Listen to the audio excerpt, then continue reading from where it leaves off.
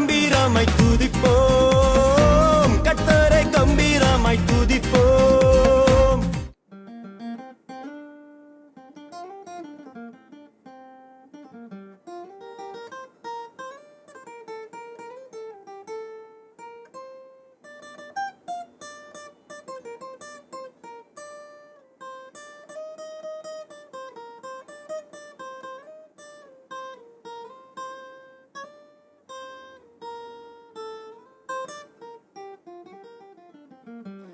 நாமம் உயர்த்திடுவேன் இயேசு ராஜாவே, உம்மில் நான் நிலைத்திடுவேன் அன்பு தெய்வமே.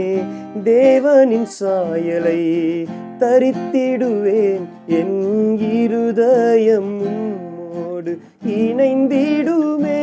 தூய தேவனே என் ராஜனே, நாமம் போற்றியே வணங்கிடுவேன், உம் சித்தம் செய்திடவே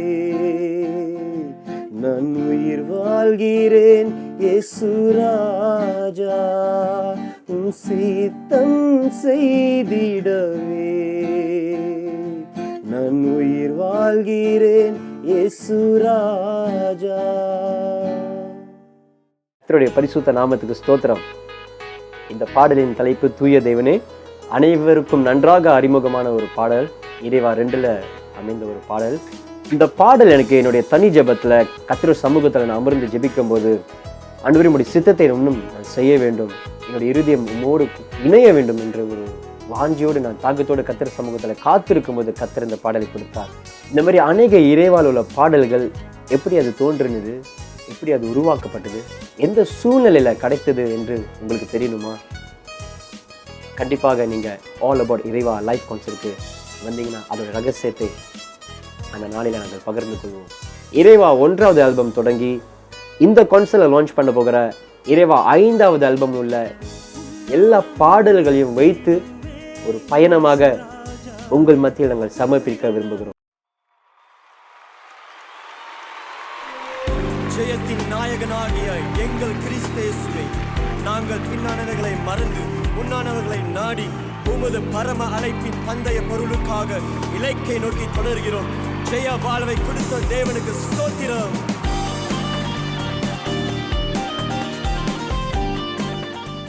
வரும் 7ஆம் தேதி நவம்பர் சனிக்கிழமை மாலை 7 மணிக்கு BCM Bible college of Malaysia Jalan காசிங்ல நடக்க போகிற ஆல் அபவுட் இறைவா லைஃப் கான்சர்ட்க்கு நீங்கள் அனைவரும் வர தவறாதீர்கள். கண்டிப்பாக உங்களுக்காக நாங்கள் காத்திருக்கிறோம். மகிமை உள்ளவரே, மாட்சிமை நிறைந்தவரே, கனத்திற்கு உரியவரே, துதிக்கு பாத்திரரே, ஸ்தோத்திரமே இயேசுநாதா, துதி உமக்கே என்னாலுமே. ஸ்தோத்திரமே இயேசுநாதா, துதி உமக்கே என்னாலுமே. ஆராதனை உமக்குதானே என் இயேசுவே, உமக்குதானே என்னாலுமே. எப்போதுமே என்னாலும்